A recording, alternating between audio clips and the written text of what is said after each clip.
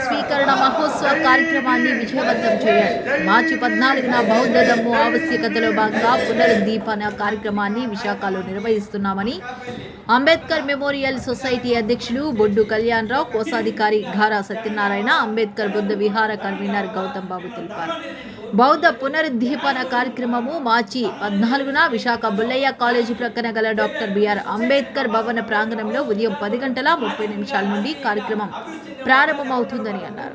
ఈ కార్యక్రమం doctor BR Ambedkar Buddha విహార నిర్వహణలో పూజ్యాబంతే అనాలయ వారి ఆధ్వర్యంలో జరుగుతుందని తెలిపారు. బౌద్ధంలోని సమున్నతమైన మానవ, సామాజిక, నైతిక విలువలను పునరుచ్చరణ చేసుకోవడానికి ఈ కార్యక్రమం కుల, మత, ప్రాంత వర్గాలకు అతీతమైన ఈ ధమ్మా దీక్ష కార్యక్రమానికి ఇదే మా ఆహ్వానం అన్నారు.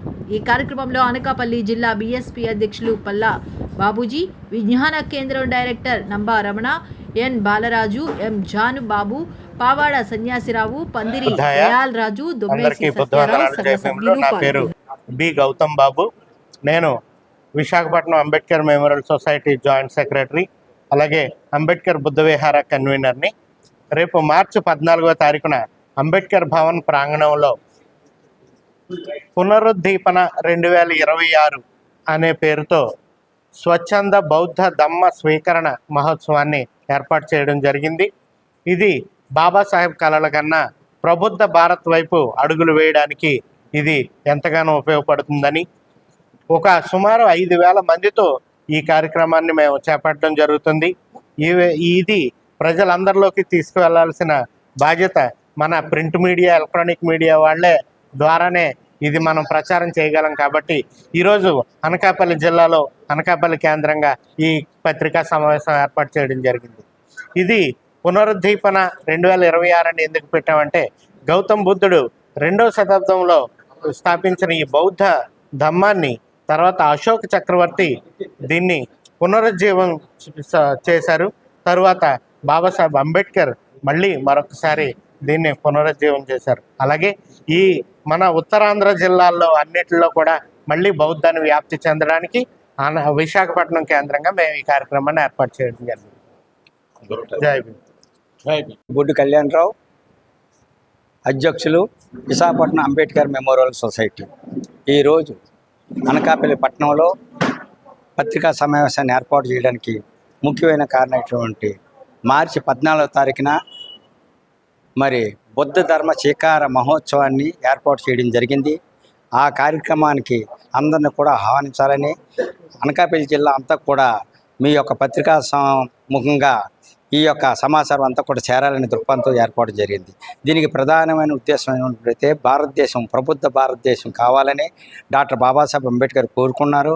అదే ఈ బౌద్ధానికి, ఈ ధర్మానికి ముఖ్యమైన కారకులైనటువంటి క్రీస్తు పూర్వం 2580 సంవత్సరాల క్రితం మరి యావత్ భారతదేశం కూడా భగవాన్ గౌతమ బుద్ధుని తాలూకా ప్రయాణంతో 40 సంవత్సరాల కంటిన్యూగా ఆయన బౌద్ధం మీద ప్రయాణం చేసి యావత్ భారతదేశాన్ని కూడా మరి నీతివంతమైన సమాజంగా తయారు చేయడం జరిగింది.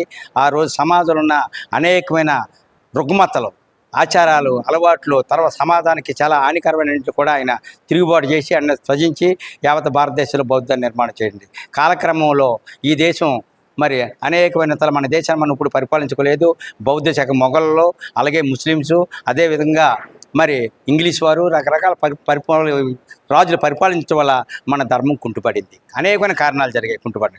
అయితే భగవాన్ గౌతమ బుద్ధుడి తర్వాత మరి ప్రపంచ మహాచక్రవర్తి అంటే అశోక్ మహాచక్రవర్తి కూడా యావత్ భారతదేశం కాకుండా ప్రపంచంలో కూడా బౌద్ధాన్ని తన శాసనాల ద్వారా, అదేవిధంగా తన బౌద్ధ స్తూపాల ద్వారా దగ్గరగా 80,000 స్తూపాల పైని వారు నిర్మాణం చేసి బౌద్ధ ధర్మాన్ని నిలబెట్టగలిగారు.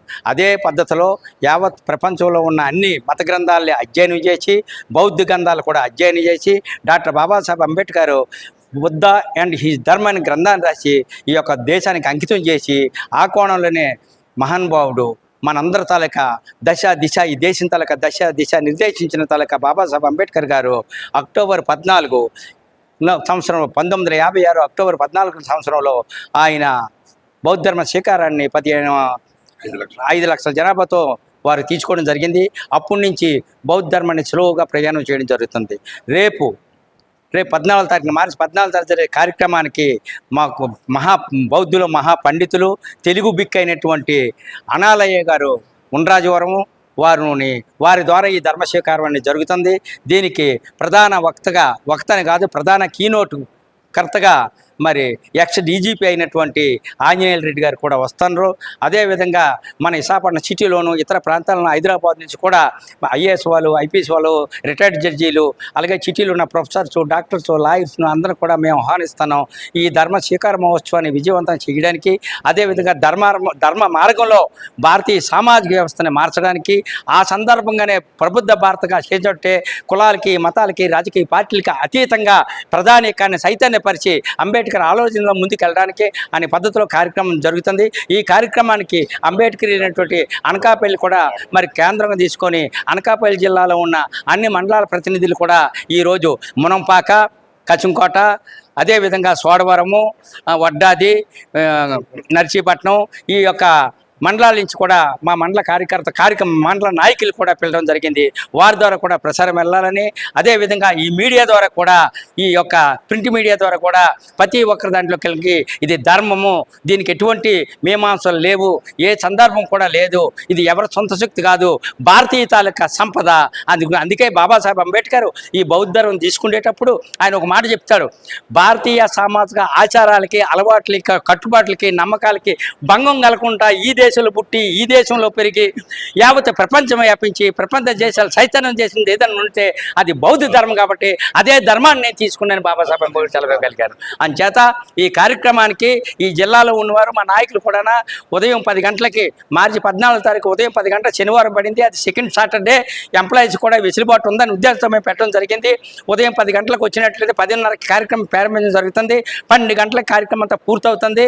12 తర్వాత భోజనాలు చేసి ఎవరికి వారు చేరుకోవాలి. కాబట్టి ఆ విధంగా మీరందరూ కూడా సహకరించాలని కోరుకుంటూ ఈ పత్రికా మూలంగా ఈ మిల్టీమీడియా ప్రజలందరూ కూడా తెలియపరచడం జరుగుతుంది. జై భీమ్, జై భారత్.